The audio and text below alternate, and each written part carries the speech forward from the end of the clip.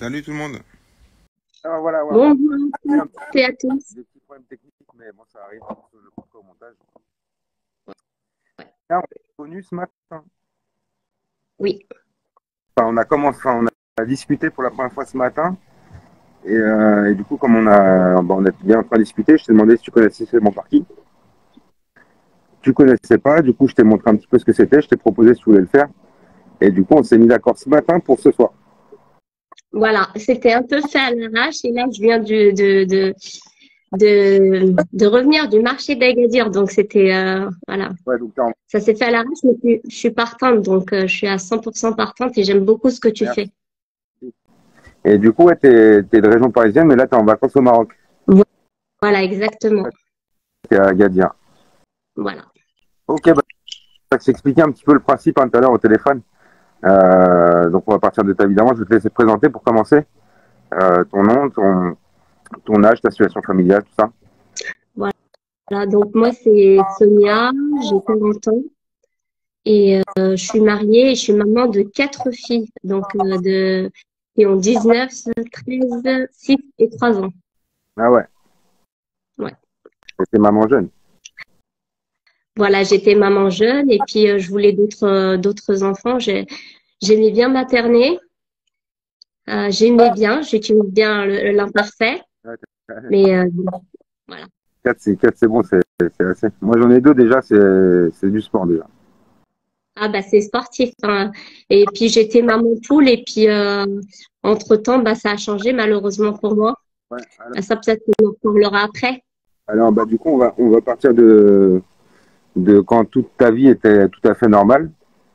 Et alors quel petit trouble a commencé à te paraître un petit peu bizarre? Quels sont les premiers trucs que tu as ressentis? Bah, la première chose que j'ai ressentie, c'est déjà la perte de l'odorat. Moi, j'étais quelqu'un qui faisait mon marché en sentant les légumes, etc. Et à ce moment-là, j'étais en Tunisie, j'étais en congé parental et j'avais profité pour aller faire quelques mois en Tunisie avec mes enfants. Et, et donc, j'ai perdu l'odorat d'un coup. Ensuite, j'ai commencé à marquer. Du coup, à ce moment-là où tu as remarqué que tu avais perdu un peu l'odorat, tu avais quel âge là? Là, c'était en 2019, 2020. D'accord. 2020 plutôt. Ouais. Ok. Et donc, c'était. Non, le Covid, c'était un peu plus tard, non? Bah, en fait, moi, je mets ça en lien avec le Covid. Ils m'ont dit que jusqu'à présent, il n'y avait rien de scientifiquement prouvé. Sauf que moi, en décembre 2019, ma fille a été hospitalisée en Tunisie pour un taux PCR hyper élevé, sans explication. Et ça, c'était à l'époque où le Covid n'était pas encore, enfin, ils connaissaient rien et ils savaient pas pourquoi ma fille a été hospitalisée en Tunisie. Et quand je suis sortie de là, j'ai perdu l'odorat. Moi-même, je suis tombée un peu malade, j'ai une bronchite avec une sinusite. Mais en fait, on n'était pas trop au courant de ce qui se passait. Pour nous, le Covid, c'était en Chine, c'était pas chez nous. Et les symptômes sont apparus à partir de là, janvier, février 2020. D'accord. Et ouais, du coup, donc, perte d'odorat, tu te dis, bon, qu'est-ce qui se passe? C'est bizarre. Ouais. Donc, c'est ton premier trouble. Et après, qu'est-ce que tu as fait? Tu allé voir un médecin quand tu t'es rendu compte de ça? Non, du tout, du tout. Et après, j'ai commencé à remarquer que mon pouce tremblait légèrement à chaque fois que je descendais les escaliers. Et en allant chercher sur Internet, parce que je suis du genre de personne aller chercher sur Internet, parce que ça fait longtemps que je trouve que je souffre de nombreux troubles et que je passais pour le malade imaginaire, avoir toujours des maux partout, avoir toujours une fatigue intense. Donc je suis un peu, enfin, j'avais cette habitude d'aller faire mes recherches moi-même. Et j'ai vu que déjà Parkinson, ben, c'était une maladie qui ressortait dans les symptômes que j'avais. J'avais l'impression de m'y reconnaître, mais je me suis dit, bon, quand même. Et en même temps, j'ai déjà commencé à avoir cette idée en tête parce que j'ai mon oncle et ma tante qui ont Parkinson. J'ai dit, ça se trouve, c'est Parkinson. Mais c'était dans un tout petit coin de ma tête et je me suis dit, bon, non, ça peut pas être ça. Donc, tu avais déjà des cas dans ta famille. Donc, tu Oui, savais à peu près à quoi ça pouvait ressembler. voilà. Et ouais, ça t'a effleuré l'esprit de te dire, ouais, ça ressemble quand même un petit peu à Parkinson. Voilà, voilà. Et quand j'en parlais autour de moi, ben, on me disait non, surtout pas, ça peut pas être ça. T'es hypochondriaque. Et de toute façon, ça faisait depuis quelques années en fait que je souffrais de troubles d'hypotension inexpliquée, de fatigue intense, alors que je suis quelqu'un d'hyperactif à la base. Et j'avais des problèmes autres, j'ai une constipation. Enfin, j'avais des problèmes et j'arrivais pas à m'expliquer. D'accord. Et Donc là, tu arrives à un moment où tu as perdu l'odorat, tu as une grosse ouais, irritabilité, ouais, tu as de l'hypotension. ouais, Donc tout ça réuni, tu commences à te dire, il y a quand même peut-être un bug quelque part là, parce que donc, ouais, à quel moment tu te dis, là, tu te dis, putain, il faut que j'aille voir un médecin quand même, c'est bizarre, ça fait longtemps que ça dure, il doit y avoir quelque chose de bizarre. À quel moment tu décides d'aller voir ce qu'il y a? bah, à mon retour en France, au bout de 2, 3 mois, je prends un rendez-vous avec le premier neurologue avec lequel je trouve un rendez-vous au bout d'une semaine. D'accord, donc Et puis, tu t'adresses directement à un neurologue parce que tu t'es déjà persuadé qu'il y a quelque chose en neurologie. oui, D'accord, donc tu prends oui, rendez-vous chez le neurologue voilà. que tu connaissais pas. Et non, mais moi, j'étais presque persuadée que c'était ça. Enfin, j'avais une petite idée en tête. Je me suis dit, il faut que je l'écrive. Et, ça fait longtemps que je souffre sans savoir de quoi je souffre. Je sais qu'il y avait quelque chose dans mon corps qui tournait pas bien, mais je ne savais pas quoi exactement. D'accord. Donc tu prends rendez-vous chez le premier neurologue que tu trouves un peu. Voilà. Ok, donc Et un rendez-vous tout de suite ou est-ce qu'il dit comment ça se passe? immédiatement, au bout d'une semaine, D'accord, donc tu y vas. et ouais, j'y vais. Et donc, voilà, je lui évoque la situation. Je lui dis qu'il y a des cas Parkinson dans ma famille, que mon pouce tremble légèrement, que j'ai perdu l'odorat, que j'ai des problèmes d'insomnie, que j'ai des problèmes d'hypotension, une fatigue. Et là, il me dit, c'est impossible à votre âge d'avoir Parkinson. Il te dit c'est impossible. Voilà. Et à ce moment-là, donc on est en quelle année là? Là, c'était en 2020.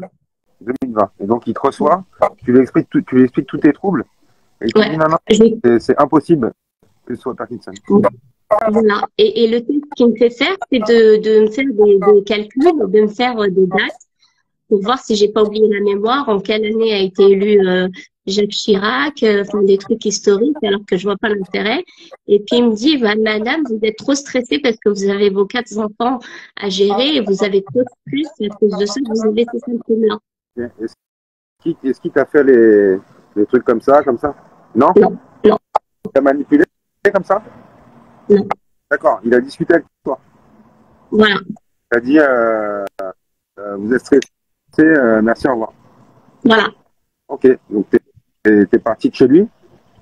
Voilà, je suis partie de chez lui et mon mari m'a dit oui, c'est vrai que tu es trop stressée, il faut que tu te calmes, etc. Et c'est vrai qu'à ce moment-là, j'étais très stressée. J'étais à fleur de peau et alors que j'ai toujours été patiente et assez cool. Et là, j'étais un peu sur les dents, quoi. Je m'énervais comme un rien et j'arrivais plus à me connaître. Quand t'es parti de chez lui, est-ce qu'il t'avait convaincu que ce n'était pas possible pour toi que ce soit Parkinson ou pas? Attends, il y a une moto qui passe. Pardon. Non, Ouais. non, non. Est-ce qu'en sortant de son cabinet, est-ce que son discours à lui t'avait convaincu que c'était impossible que ce soit Parkinson ou est-ce que quand tu es parti chez lui, tu t'es dit, mais en fait, il m'a baratiné, quoi. Oui, oui, mais je savais que c'était un rigolo. Dès que je suis sortie, je me suis dit, oh là là, enfin, pas étonnant qu'on ait des rendez-vous au bout d'une semaine. En fait, il est à côté de sa plaque. Moi, je commençais à être convaincue, enfin, que c'était ça, parce que ça va faire depuis que j'ai 26 ans que je souffre d'hypotension, de troubles que je n'arrive pas à m'expliquer. Et j'ai toujours dit à mon mari, il y a un truc qui cloche chez moi, mais je ne sais pas quoi exactement. Potentiellement, ça veut dire, genre, quand tu te lèves un peu trop vite, t'as un petit vertige ou un truc comme ça. Ouais, ouais. Ok, Et des gros vertiges. Ouais. ok, donc t'es pas convaincu par ce qu'il t'a dit. Tes Non. troubles continuent. Mes troubles continuent. Je vais voir mon médecin traitant que je connais de longue date. Et quand je lui dis, docteur, que je connais très très bien, à votre avis, est-ce que c'est Parkinson? Il m'a rigolé au nez, il a rigolé littéralement, hein, parce qu'on se connaissait. Il m'a dit, mais oh là là, Parkinson à votre âge, vous imaginez? Et, euh, et donc, lui, parce que comme je le connais de longue date, c'est mon médecin traitant, je me dis, bon, il sait ce qu'il fait, et je lui fais confiance, donc ça ne doit pas être Parkinson. Il m'a dit que ça doit être enfin, psychosomatique. D'accord. Donc, à ce moment-là, tu as 38 ans? Ouais, T'as 38 ans, ouais, comme moi, au moment du diagnostic. Donc, il y a un deuxième ouais. médecin qui dit, non, non, non, mais c'est pas possible à votre âge que ce soit Parkinson. Ok, donc deux fois, on te dit, non, non, mais stop, tu te fais des idées, ça peut pas être ça, tout ça. Ok, est-ce que lui, il t'a convaincu? Oui, et lui, il m'a convaincue et toute ma famille, mes amis se moquaient de moi. Ils me disaient, oh là là, qu'est-ce que tu es hypochondriaque, que tu vas chercher loin, Parkinson, à ton âge, c'est impossible, tu fais des films, tu as toujours été une malade imaginaire. Ok, mais, pas, ouais, mais la différence, c'est que là, quand tu es sorti de chez lui, comme c'était ton médecin que tu connaissais et tout, tu t'es dit, bon, si lui il me le dit, il doit avoir raison, c'est pas Parkinson. Voilà. Ok, alors, donc les symptômes continuent. Les symptômes continuent pas vraiment, ils se sont stabilisés jusqu'à un coup de fil que j'ai eu avec ma sœur, qui m'a particulièrement choquée. C'est un coup de fil enfin, on s'est disputé violemment.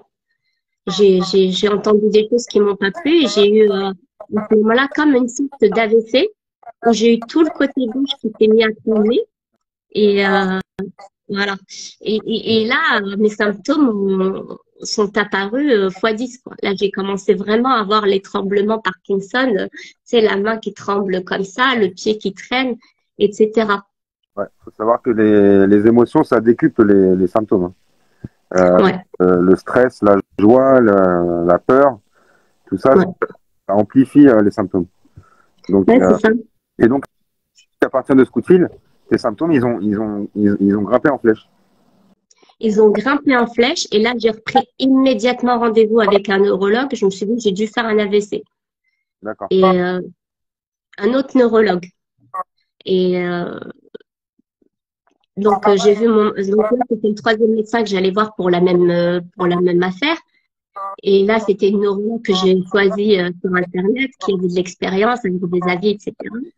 Et quand elle m'ausculte, elle me fait le test Parkinson, elle me dit, c'est vrai que ça peut ressembler à Parkinson, mais c'est pas Parkinson parce que vous n'avez pas de raideur et vous n'avez pas la marche d'une personne enfin, d'une personne parkinsonienne. En fait, vous n'avez pas le bras, etc. Et donc, elle m'a dit, pour moi, c'est pas Parkinson. D'accord. Mais Mais, cette fois-ci, tu as fait les trucs comme ça? ouais, Elle t'a manipulé, tout ça? oui. Elle a ressenti, elle a vu qu'il y avait un petit quelque chose, mais, mais elle était toujours pas Voilà, d'accord. Donc, elle t'envoie pas faire des examens. du tout. Elle me dit, pour moi, c'est psychosomatique. Vous devez trouver un thérapeute pour régler vos problèmes de stress, etc., une sophrologue. Et moi, par contre, à ce moment-là, ça commence à m'agacer. Et j'insiste, je lui dis, écoutez, moi, je veux faire des examens complémentaires pour écarter la piste Parkinson. Et après, moi, il n'y a pas de problème. Je vais voir le thérapeute, je vais voir qui vous voulez. Mais au moins, faites-moi un DACCAN. Je vais été voir sur Internet euh, pour être sûr de ne pas avoir Parkinson. Parce que moi, il y a des gens qui ont Parkinson dans ma famille. Elle m'a dit, mais ils ont quel âge? Je lui ai dit, oui, ils ont presque 90 ans. Elle m'a dit, bah voilà, c'est pour ça. Ouais, Mais j'allais dire, à la force, tu dois péter les plombs. Elle va te dire que toi, tu voilà. ressens qu'il y a trois médecins différents qui disent non, non, mais c'est pas possible et tout. Ouais, voilà.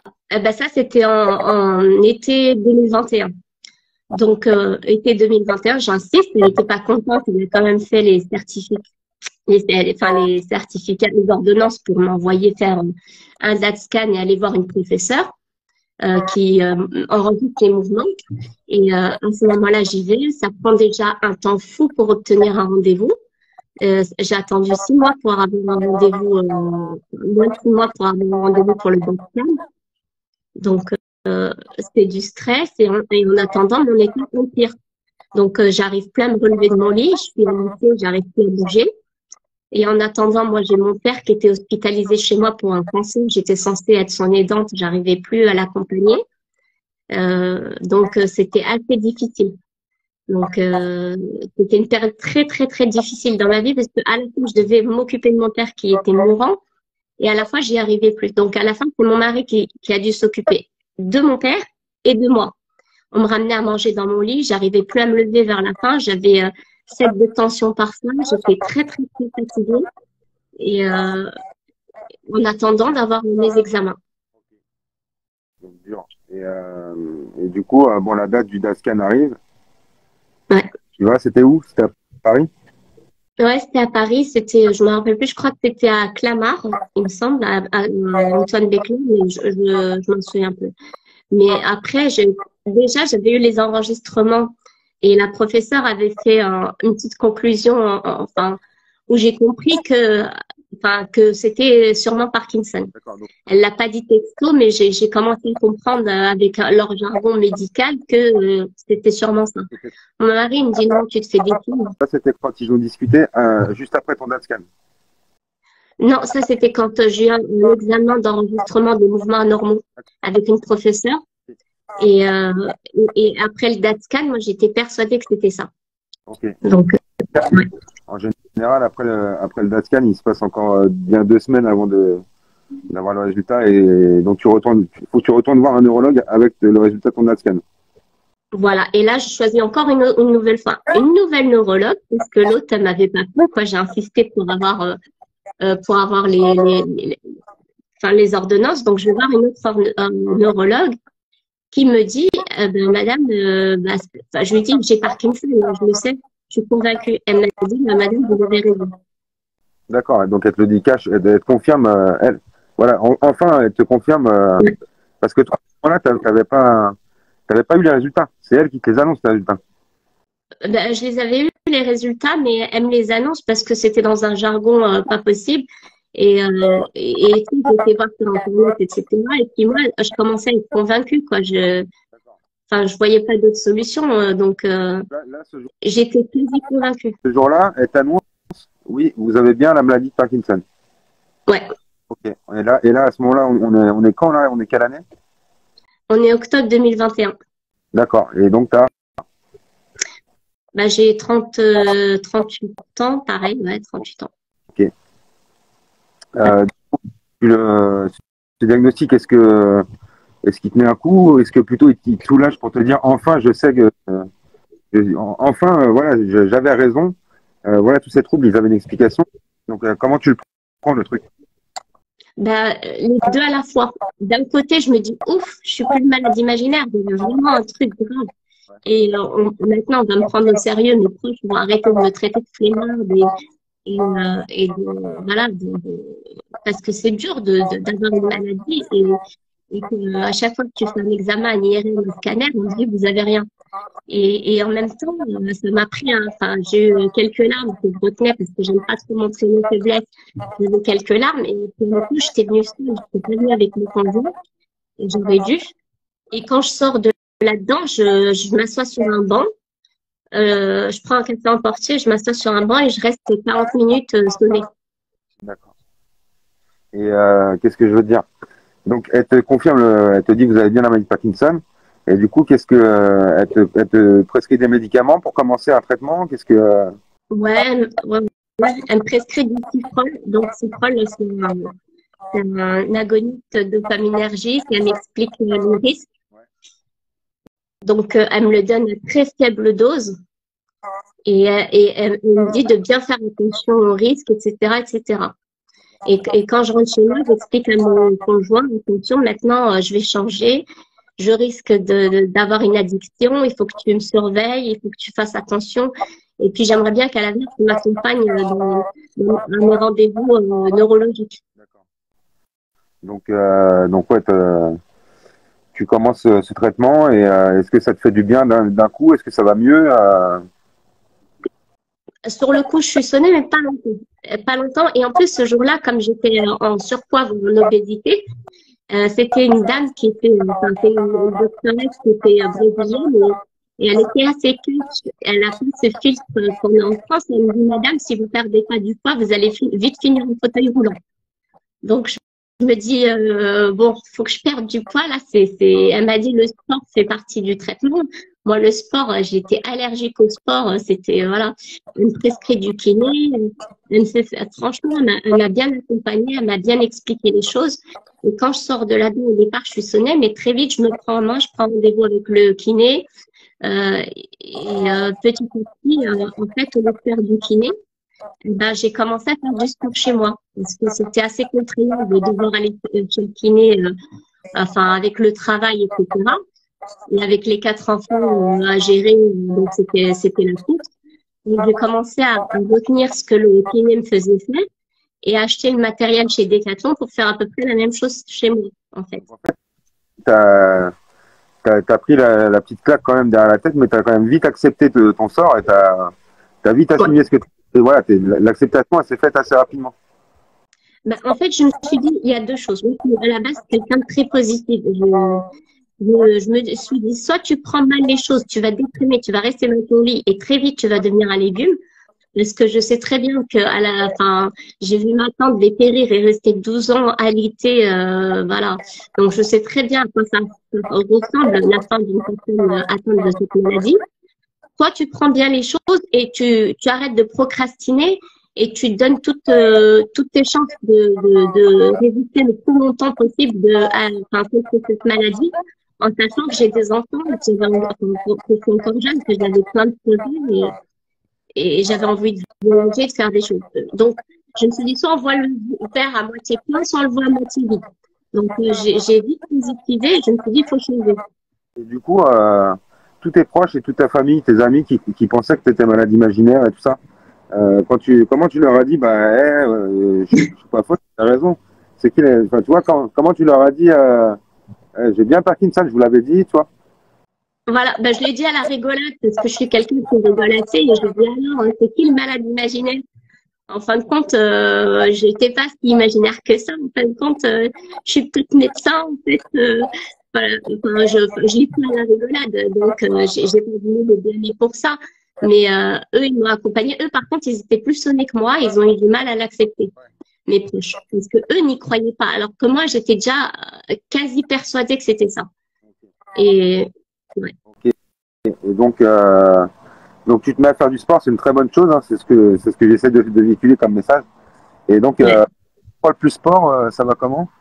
Ça va mieux, ça s'améliore?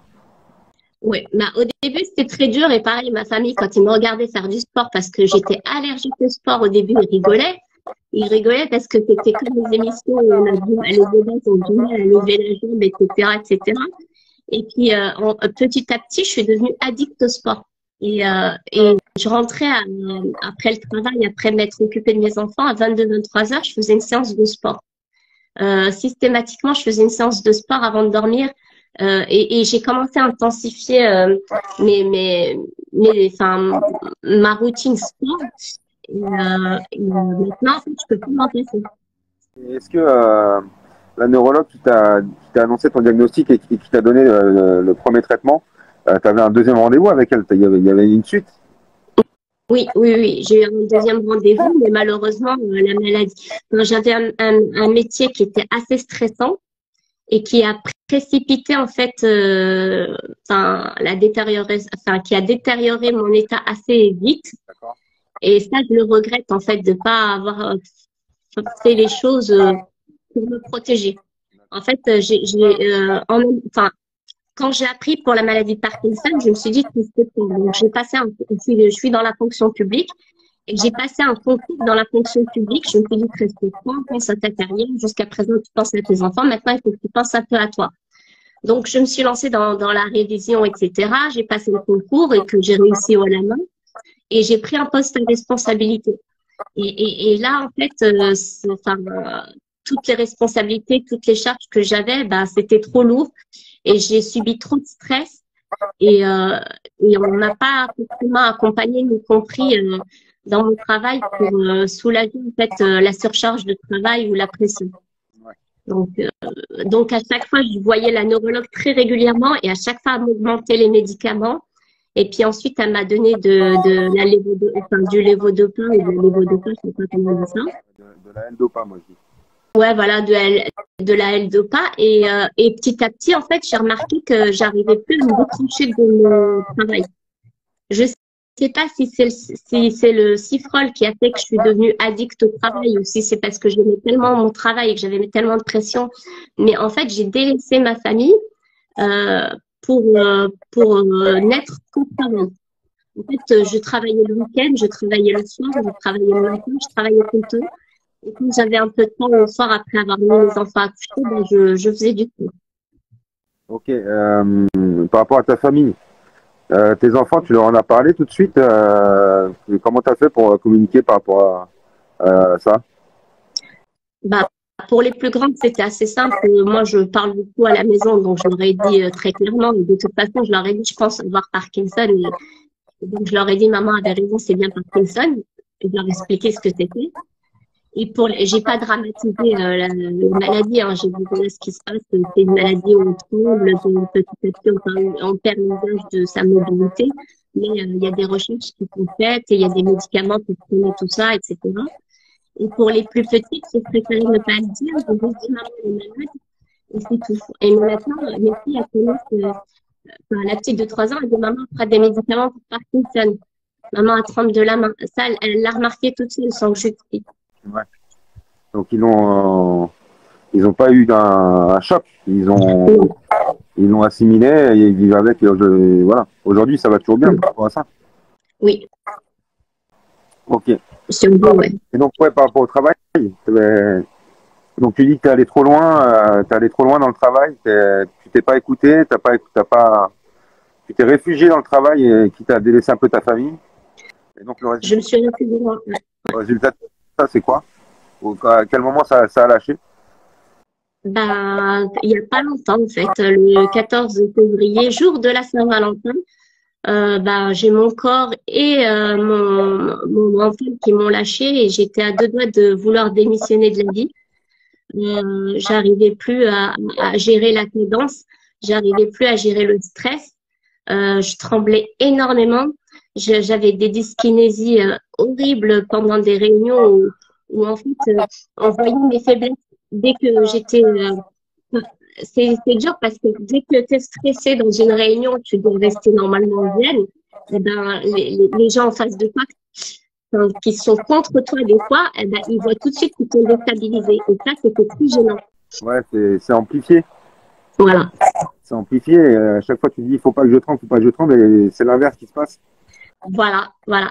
Ou alors de la dyskinésie. Et moi, par contre, j'avais pas de tabou. Dès que je rencontre quelqu'un, je dis tout de suite, je tremble, mais c'est normal, j'ai pas de confiance. Je brûle de jambes, mais c'est normal, j'ai pas de confiance. Partout, enfin, que ce soit au supermarché ou où que j'aille, je le dis systématiquement parce qu'au début, j'avais des remarques du genre, Madame, stressez pas, ou Madame, vous êtes en train de faire un malaise, ou des choses comme ça. Donc, j'ai pris l'habitude de le dire. J'ai Parkinson. Bonjour, j'ai Parkinson. Ouais. Ouais, parce que les gens ils connaissent pas la maladie en fait. Donc, Voilà. et en plus comme on fait jeune, on est jeune, et du coup Ouais. ils peuvent pas se douter qu'on peut avoir un truc comme ça. C'est ça. Et puis, ils la connaissent pas du tout. Du coup, de quelle manière là t'es en arrêt de travail du coup? Bah, en fait, j'ai craqué le 14 février. J'étais à deux doigts de me jeter sous le train. Heureusement, j'ai pas pris la décision de me jeter sous le train. J'ai été hospitalisée en hôpital psychiatrique. J'ai été emmenée tout de suite par les pompiers. Et ensuite, là, je viens juste d'avoir une permission pour venir au Maroc parce que c'était prévu de longue date. Mais Qui a appelé les pompiers? Comment ça se fait que les pompiers sont venus? Qui les a appelés? j'ai été voir quelqu'un de la RATP. Deux petites secondes, j'arrive. Deux petites secondes. J'ai été voir quelqu'un de la RATP pour lui dire voilà, je peux pas bien, je pleurais de toutes les larmes de mon corps.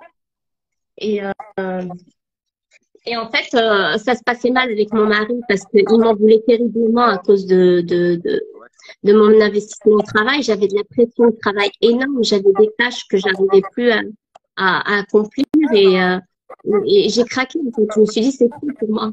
Avoir cette maladie-là, enfin, plus tout ce que je subis, enfin, je peux plus gérer. J'ai envie de démissionner de la vie.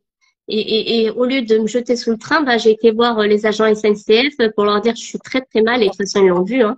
Et les pompiers m'ont emmenée. J'ai été hospitalisée de suite, d'abord en hôpital psychiatrique public, où j'ai vécu en enfant. Et ils m'ont pas donné mes traitements Parkinson parce qu'ils savaient pas ce que c'était. J'avais pas mon mot à dire. Et ensuite, au bout d'une semaine, j'ai été transférée dans une clinique où là aussi, ils ont eu du mal à gérer la maladie. Ok. Et donc, ouais, c'est quoi la suite? T'as repris tes esprits, Ouais, de mettre de l'ordre, ouais. de te dire, oh là, le travail, c'est plus possible que ça dure comme ça. Il faut prendre des décisions. Comment? Là, si ça tenait qu'à moi, je retournerais au travail, hein. J'aime énormément mon travail. Mais malheureusement, pour ma santé, je ne peux plus parce que les traitements ne font plus effet et je peux plus avoir de stress. Et mon travail, c'était vraiment une source de stress énorme, des responsabilités énormes et je pouvais plus gérer. Donc là, c'est suicidaire. Si je retourne au travail, enfin, sur ce poste-là, ça serait suicidaire en fait. Est-ce que tu as quand même retrouvé ta vie de famille que tu avais délaissée? Tu l'as retrouvée? Ça t'a fait du bien quand même de retrouver une vie normale, familiale? Bah, pas encore parce qu'en fait, je viens juste de sortir de la clinique et encore, c'est pas sûr. Parce que j'ai encore des crises d'angoisse. Ce matin, j'ai une crise d'angoisse après qu'on s'est eu au téléphone. J'ai pleuré encore à cause de la maladie. Euh, en fait, mon état est encore fragile, on va dire. Je sais pas si je vais sortir définitivement ou pas. Et donc, ma vie de famille, je l'ai pas encore retrouvée, mais je commence à renouer le lien avec mes enfants, etc., alors que j'arrivais plus. Et là, mon mari, qui se sentait pas vraiment concerné par la maladie, mais qui m'aidait beaucoup au quotidien, ça veut dire il m'accompagnait pas à mes rendez-vous neurologiques. Je lui demandais de regarder mes comptes, mais il l'avait jamais fait auparavant. Et là, il commence à prendre son rôle d'aidant, entre guillemets, au sérieux. Et d'ailleurs, il a même eu la brochure qu'on lui a donnée sur les aidants.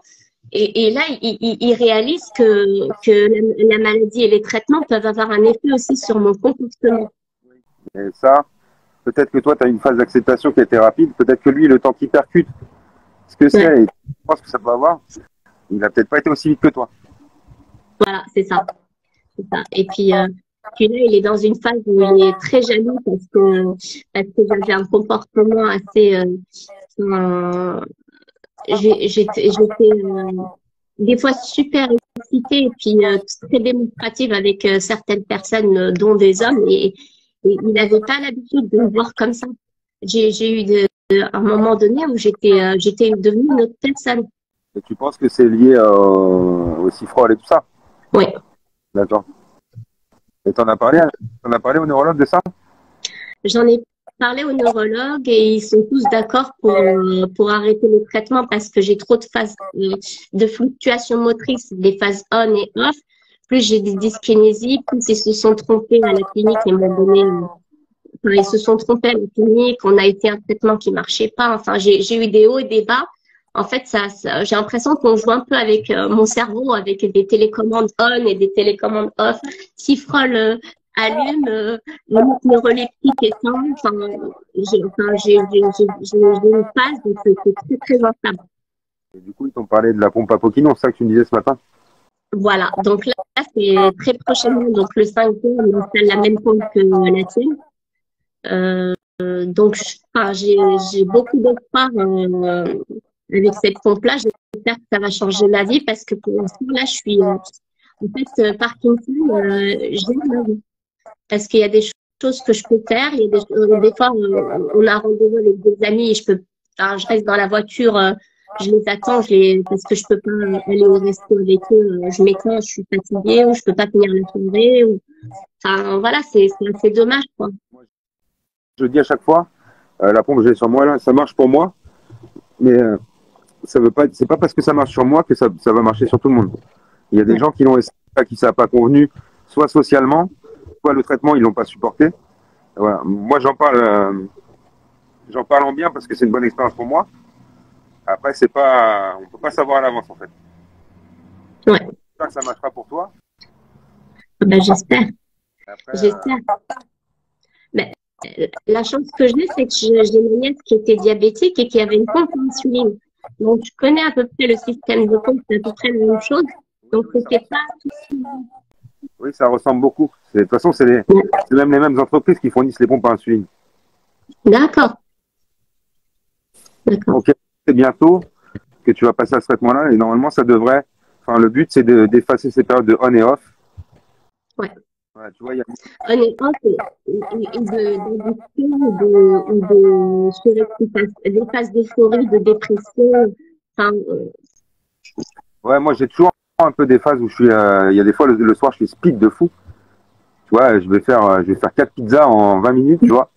Et ouais. il y a des soirs comme ça, il y a des périodes, mais après, moi, la pompe, ouais, je peux en dire que du bien, parce que même si c'est contraignant de l'avoir toujours sur soi, là, j'ai dans ma poche, ça va. Ouais. Mais en fait, les bénéfices, ils me font oublier les contraintes. Après, Ouais, bah, je te dis franchement, je me vois pas vivre comme ça non plus pendant des années, quoi. Mais en tout cas, oui, ça m'a bien amélioré. mais après, est-ce qu'on a le choix? Est-ce qu'il y a une autre alternative? C'est ça le truc. Ah, il y a des alternatives et il y en aura dans le futur, je pense. Mais bon, s'ils te le proposent, ça veut dire que il faut le tenter. Enfin, moi, je pense qu'il faut le tenter. Ouais. Bah, après, à côté de ça, moi, j'ai eu un test, entre-temps, j'ai eu un test génétique qui a prouvé que c'était bien génétique. Ouais, et malheureusement, mes enfants ont une chance sur deux de l'avoir. D'accord, ok. Et ça, c'est un autre coup, je suis sortie de là-dedans. Là, par contre, j'étais sonnée. J'étais complètement sonnée. J'ai dû prendre un taxi parce que j'étais incapable de marcher. Ouais, donc t'as fait une recherche génétique qui s'est Ouais, avérée positive.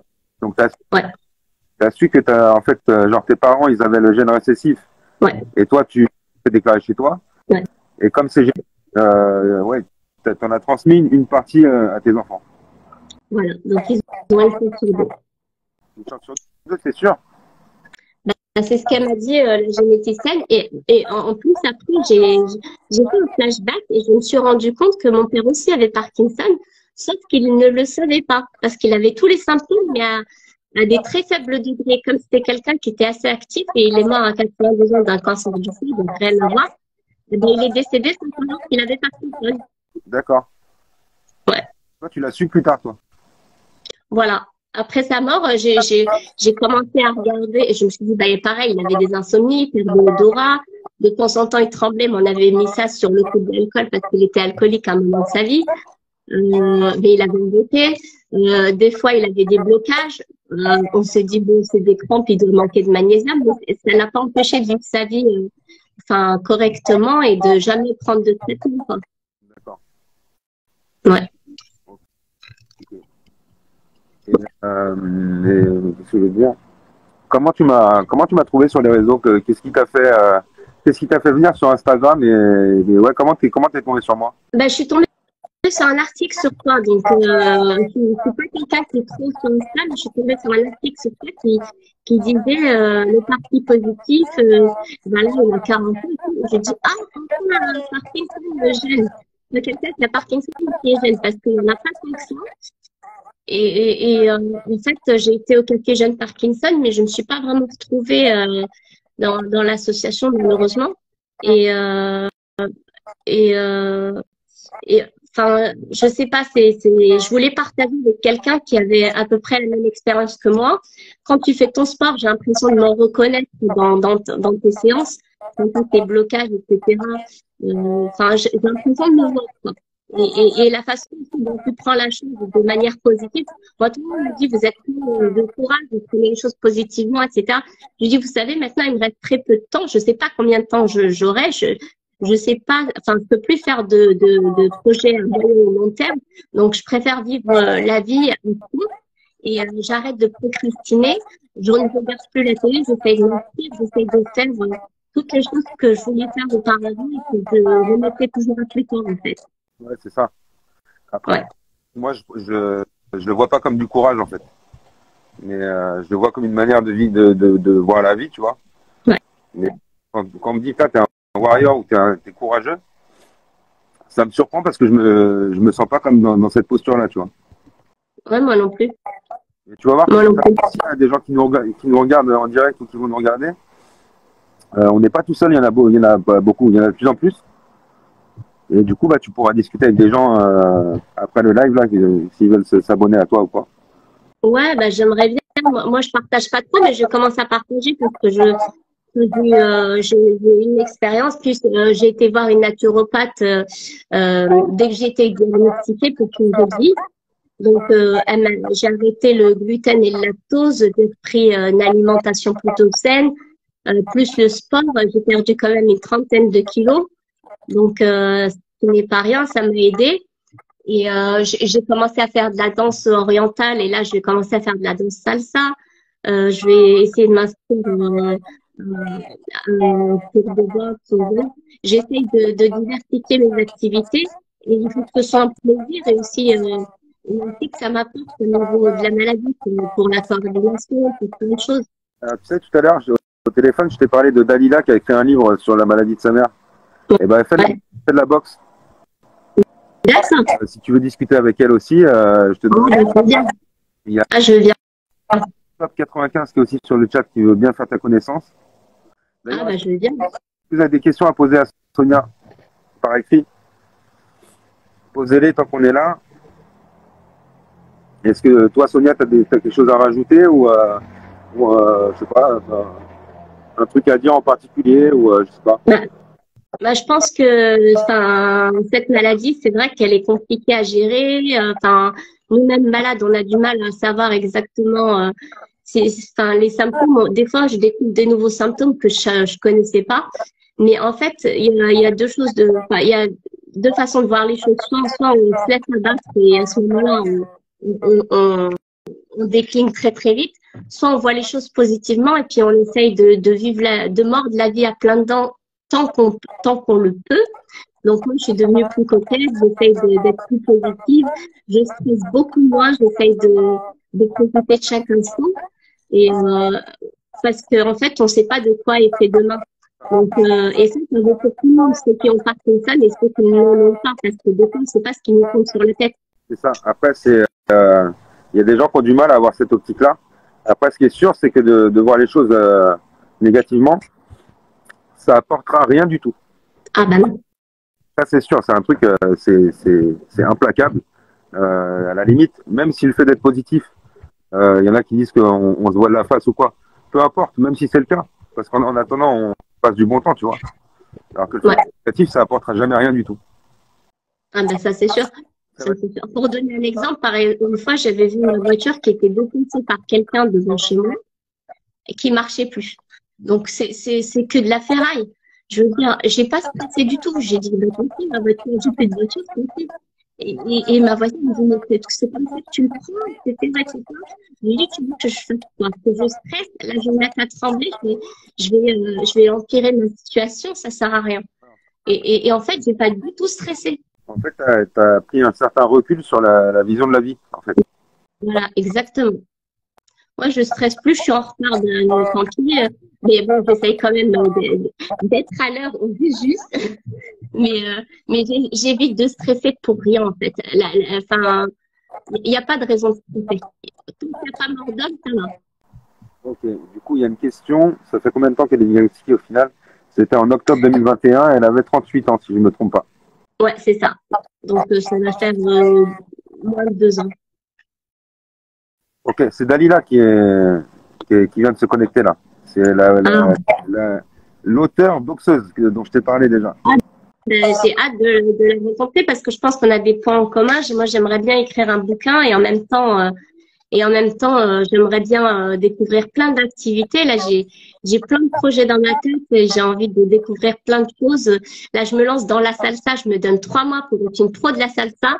Comme je suis une pro de la danse orientale, que je danse super, super bien. Et d'ailleurs, j'avais vu un reportage sur Arte qui disait que quand on écoutait de la musique, ça faisait appel à une autre région du cerveau pour la mobilité. Et ça, c'est complètement vrai. Quand j'écoute de la musique ou que je danse, j'ai pas l'impression d'avoir Parkinson. Ouais. Et la science a même prouvé que la salsa particulièrement, c'était bon pour les maladies neurologiques. Alors, la Ouais. danse orientale, c'est pour le plaisir, mais la salsa, c'est prouvé que cette danse-là, elle est bonne, elle est bénéfique pour les symptômes. Ouais. En tout cas, moi, ça me fait du bien. J'aime beaucoup la salsa. pareil, la danse orientale, ça m'a fait beaucoup de bien, mais bon, c'est assez compliqué. Et puis, Anthony, je te vois mal danser la danse orientale. Ah, C'est plus, tu sais pas, hein. ah bah Les, peut-être, tu sais pas. les hommes, ils dansent comme ça, la danse orientale. Ah non, non, mais la danse orientale, c'est des petits déhanchés, je sais pas si on voit là, comme ça. C'est Shakira, Shakira, Mais pas tu pour vois, les hommes. hein? Les hommes, ils dansent comme ça. Non, non, les danses, ils dansent pas comme ça, mais ça fait Shakira, Shakira, tu vois. Ouais, C'est non, avec le pas. dents. Je te dis, mon frère. Avec, là, j'ai pas mon petit foulard de danse, mais vous aurez bien fait un spectacle, mais voilà. Et pourtant, à la base, c'était pas du tout mon genre hein, de danser la danse orientale ou la musique orientale. Mais il fallait que je me lance dans une danse. Et je trouvais que cette danse-là, c'était bien parce que on doit pouvoir contrôler chaque zone de son corps de manière individuelle. Tantôt, tu dois contrôler que la poitrine, tantôt, c'est que les hanches, tantôt, c'est que les jambes. Et je trouvais que c'était un peu dur à apprendre. J'ai eu 3, 4 mois, mais voilà. En plus, ça me faisait plaisir de décompresser. Ouais, c'est clair. Ouais, Et ça, ouais, ça met de bonne humeur et voilà, c'est positif et du coup, c'est ouais, forcément bénéfique.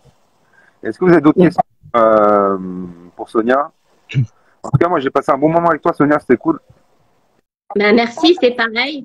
Et je suis contente de rencontrer d'autres personnes, j'espère, qui vivent à peu près la même chose que nous et pour pas se sentir seul et pour échanger sur nos expériences, nous donner des bons plans. Je pense que là, tu as déjà deux copines, Ah, super.